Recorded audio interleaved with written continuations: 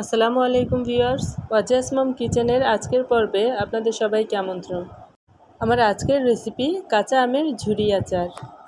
এই আচারটি তৈরির জন্য কোনো তেলের প্রয়োজন হয় না। আমি আজকে আপনাদের সাথে শেয়ারের জন্য 3টে আমের ঝুরি আচার বানাবো।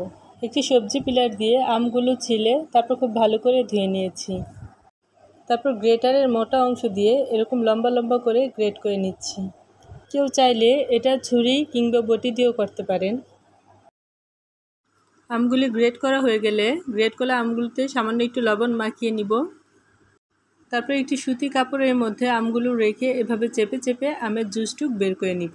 এবার চুলায় একটি প্যান বসিয়ে দিয়ে দিলাম হাফ কাপের মতো চিনি।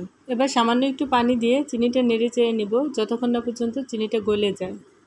এবার এই চিনির মধ্যেই দিয়ে দিব 2 টুকরা দারুচিনি, 4টি এলাচ আর 2টি তেজপাতা। এবার চিনিটা গলে যাওয়ার পর দিতে হবে গ্রেট করা আমগুলো।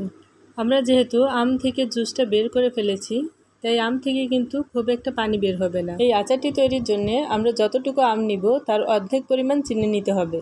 এবার সামান্য একটু লবণ দিয়ে ভালোভাবে নেড়েচেড়ে মিশিয়ে নিতে হবে।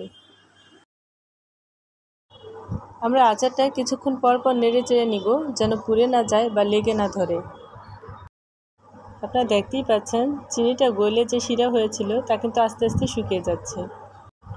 এরপর যে আমরা দিয়ে দিব হাফ চামচ থেকে একটু কম বিট লবণ, দিব হাফ চা চামচ 5 ফোড়নের গুঁড়া, আর দিব সামান্য একটু মরিচের গুঁড়া আর সামান্য একটু হলুদের গুঁড়া। এতে করে কালারটাও অনেক সুন্দর হবে আর খেতেও খুবই ভালো লাগবে। তারপর সবগুলো উপকরণ আবারও খুব ভালো করে নেড়েচেড়ে মিশিয়ে নিব।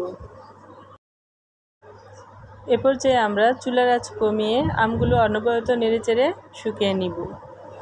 আমরা যে আগে আম থেকে জুসটা বের করে ফেলেছি তাই আমগুলো কিন্তু খুব গলা গলা হয়নি, মানে আমের ঝুরিগুলো আস্তে আস্তেই ঝুরি ঝুরি রয়েছে। আর জুসটা বের করে ফেলার কারণে আচারটা তৈরি করতে সময় লাগবে খুবই কম। আপনারা দেখতেই পাচ্ছেন আমগুলো কিন্তু শুকিয়ে গেছে আর বেশ আঠা আঠাও হয়েছে।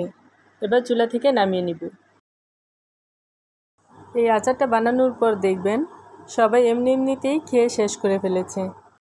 তাই এই আচারটি যখন তৈরি করবেন তখন একটু বেশি করেই তৈরি করবেন।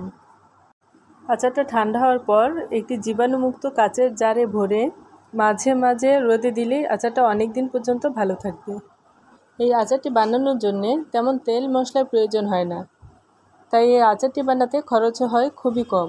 আমি চেষ্টা করেছি সহজভাবে এই রেসিপিটা আপনাদের সাথে শেয়ার করার জন্যে। আশা করি ভালো লাগবে, আর ভালো লাগলে অবশ্যই একটা লাইক দিবেন।